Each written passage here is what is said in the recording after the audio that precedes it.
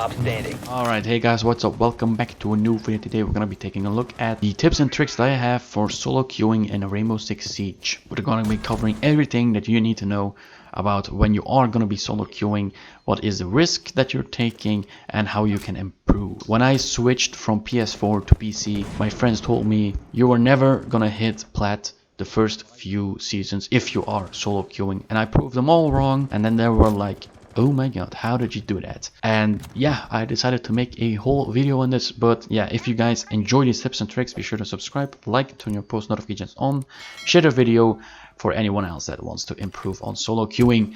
Now, there are a lot of risks. When you are solo queuing, so we're going to be covering that as well. But yeah, the first tip for me is don't solo queue. That might sound harsh, but it is, because you never know who you're gonna come across. If you're the kind of person that takes this game super serious, and I'm guessing that you do because you clicked on this video, and you are solo queuing into a game, and you know you're taking this serious, and then there are literally like 2 or 3 guys that just aren't doing anything. They're not giving calls, they're not communicating, and they are trash talking all the way out. Yeah, those are the risks of solo queuing. And that is just something that you have to accept. And yeah, that is actually my first tip. If you're looking for a team, I mean, there is something called Discord. You can find so many things, obviously on Reddit as well. They're always looking for people, and just, you know, put your KD down, put your play style down. If you're an aggressive player, if you're a smart player, or if you are a community or a caller player, I should say. Yeah, there's tons of options if you don't want to play solo. But yeah, anyways, if you are gonna be playing solo, then these things are gonna help you a lot. The first thing, or the second thing actually, is to try to communicate. The more communication and cooperation you have with a team, the better your chances of winning. So be positive, don't trash talk in the first few minutes, and you are gonna come across a lot of people like that. But my suggestion is just ignore them and mute them and disable their chat. Simple as that. If there's someone trash talking in a team that I am in, I immediately just ignore it, mute him, and mute or disable his chat, so I don't have to look at his bullshit. Simple as that. But again, yeah, that is a risk of solo queuing. But yeah, just communicate, just tell them, just give calls. Like if you're just talk, you know, on PC, press on your push to talk button, and boom, just say, hey, there's Dawn on your right, hey, there is someone on your left, hey, there's a camera above you, hey, there's someone in blue, there's someone in red stairs, there's someone dragon stairs, whatever. Just give calls, and yeah, you're gonna better your chances at winning. But yeah, you need to be that kind of a person if you are solo queuing. The second tip or third tip that I have is don't rely on your team. You have to be good at the game and not fall back on your team. Remember, you are not with people that give you callouts unless you did tip number 2. Pay attention to your surroundings, again, if there are no callouts, and everything in between. Yeah, don't rely on your team. Simple as that. Like I said before, some people might take this serious, other people might just take this as a joke and just don't care. If you are a kind of player that takes this game serious, I wouldn't suggest to solo queue.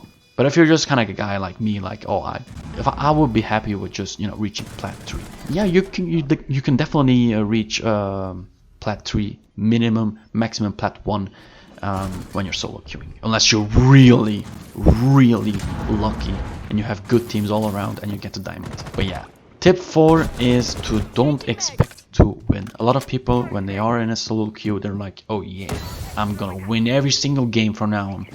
You cannot say that, because you are solo queuing in a match or in a team, and you don't know those people, so you don't know their mindset. It just takes you back to tip 3, is don't rely on your team, and obviously don't expect to win. Just what I usually look at is not win, but either my KD. So if I have a good KD, I'm satisfied. That's enough for me. You know, if I have 7 kills and 3 deaths, I'm like, okay, I did my part, I'm out, you know. And then you obviously have people at the bottom with 1 kill and 8 deaths. It happens a lot. You just be supportive, just, you know, same thing as try to communicate.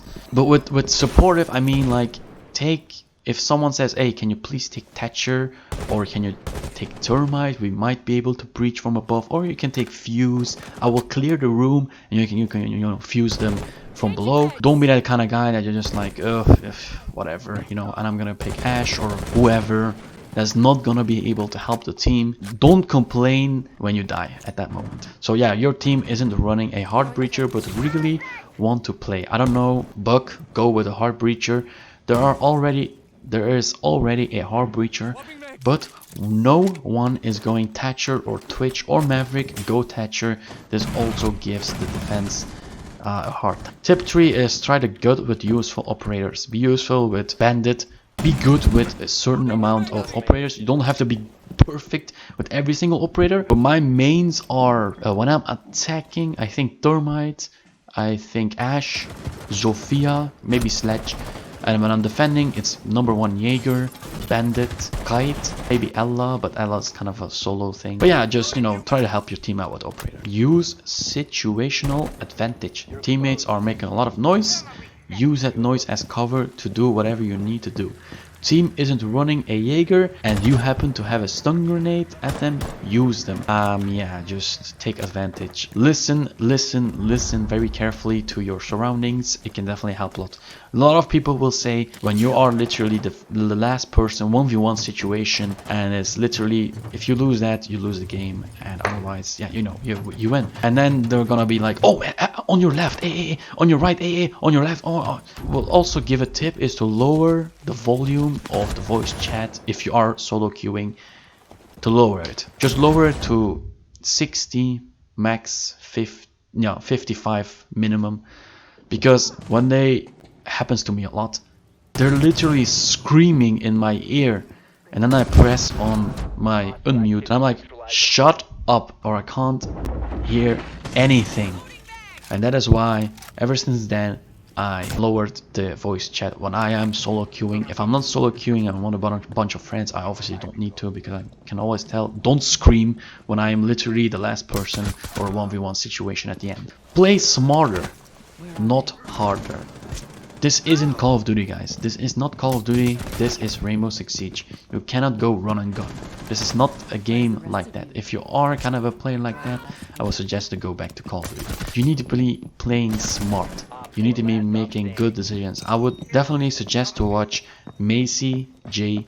I think he is such a smart player, and I used to watch him ever since I got Rainbow Six Siege back in Operation Black Eyes, but I was obviously playing on console. But yeah, now I just took everything that I learned from him, and there's nothing wrong about learning from other people. And yeah, just play smart, because you're not gonna get anywhere. Let's say that I am the kind of guy that just pushes everyone, and I got 3 kills. Happened to me a lot, where I literally go in, I killed 3 people, and then I die, and it's literally just a 2v5 situation, and my teammates cannot even do that. I know, it hurts, right? When you're like, bro, I just killed 3 people, and you guys with 4 couldn't kill 2, and it hurts, right? But yet again, that's the risk that you take when you're solo queuing. And even if you're not solo queuing, that is just a risk of Rainbow Six Siege. You know, you might be playing good, but your teammates might not be at the level that you're at right now. Yeah, and then obviously the last few tips and tricks that I have are adapt and listen. Adapting to the situation is very crucial in Rainbow Six Siege. Is needed at all time. In Siege, you may come up with a plan, but repeat after me. That plan will never go as planned. Come up with your vague plan that can easily be adapted to the situation and can be successful even if not followed. This plan also has to follow trip 3 and, you know, all those other trips. Just, you know, you might have a plan. You know what? Remember what I said a few minutes ago when I said like, oh yeah, let's go upstairs and then I will clear the room and then you can fuse from below. You know, it may not go as you planned. Adapt. Adapting is the perfect thing, because let's say that you are clearing that room and there is a mute jammer, or there is still a kite or a Caveira roaming around. Yeah, adapt. You know, you need to kill that. You need to kill Caveira, because otherwise you're gonna get shot in the back and get interrogated. And yeah, getting interrogated is not good in this game. But yeah guys, that is actually all that I can give you at this moment. I hope that this helped you a lot, and if it did, be sure to like the video, and I'll see you guys in the next video. Peace.